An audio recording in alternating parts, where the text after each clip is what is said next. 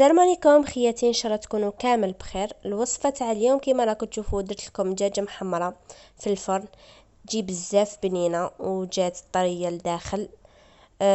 تجي كيما اللي تتبع في المطاعم. بوصفه سهله يعني ومقادير سهله. تبعوا معايا خياتي الطريقه.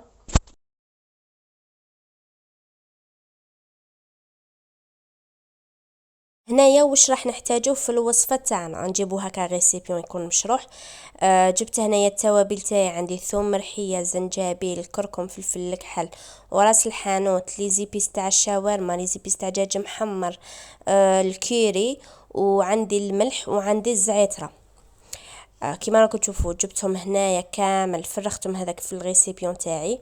عندي دجاجه تاعي اللي راح نديرها، شوتها وغسلتها بالطبع، نقيتها قطرتها. درت لها شويه ملح وشويه خل كي غسلتها قطرتها. هنايا عندي الحسل، ديروا واحد الزوج مغارف هكاك، انا كانت عندي قسم مغرفه هكاك، كانت قعدت لي في الباطه تاعي.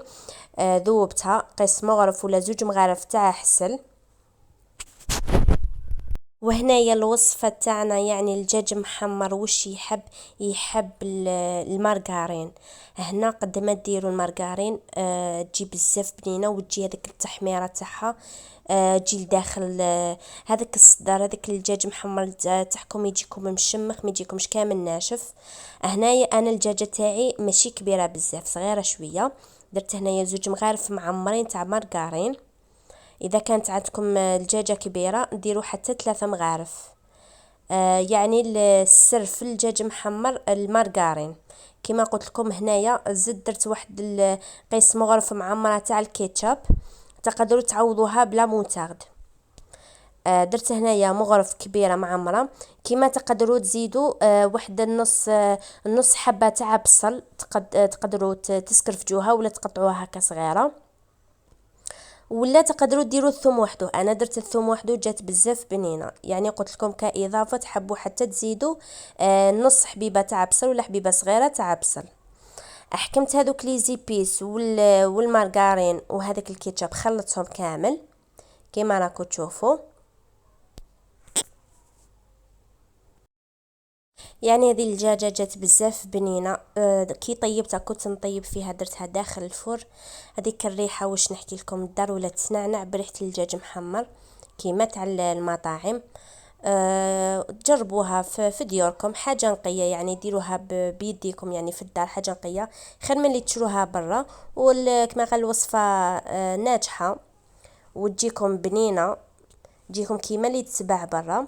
قلت لكم جبت هذيك الدجاجه تاعي، حطيتها مع هذيك في داخل هذيك الريسيبيون تاعي، وحكمت هذيك لا ماريناد يعني لي زيبيس والمارغرين وكامل دخلتهم كامل في هذيك الدجاجه تاعي. وكما قلت لكم هذه الدجاجه تقدروا حتى تحشوها، ديروا لها لداخل الرز. تحكموا الرز تغلوه، طيبوه نص طياب، مع الفلفل الكحل والملح والكركم.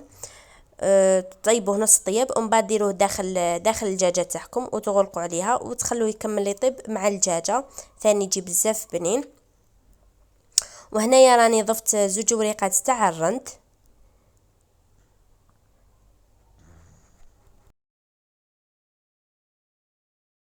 ومن بعد نجيب هنايا الموس.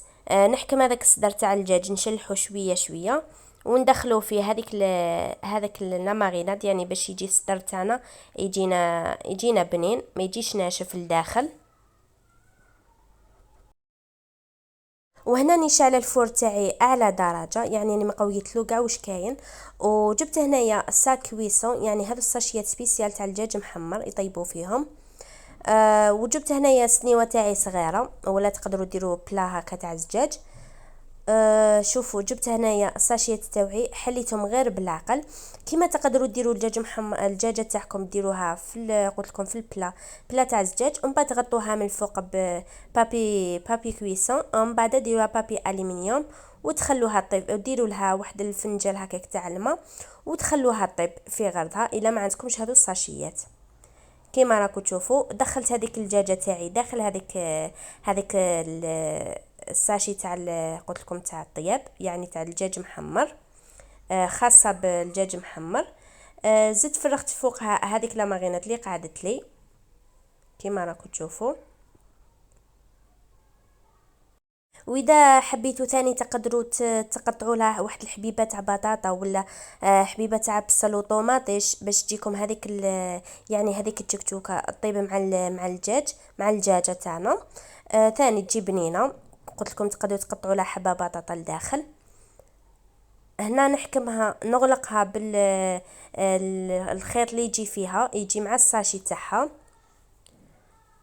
شوفوا نحكمها هنايا نخلو لها شويه ليسباس نخلو لها شويه ليسباس ونغلقوا عليها مليح نزيروا مليح.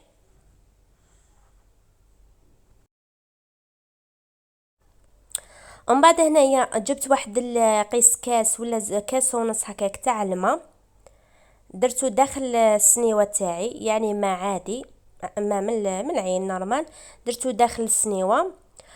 ومن بعد دخلت السنيوه تاعي دخلتها للفور. قلت لكم درتها اعلى درجه يعني طا واحد الساعه ساعه غير ربع كانت طايبه الدجاجه تاعنا.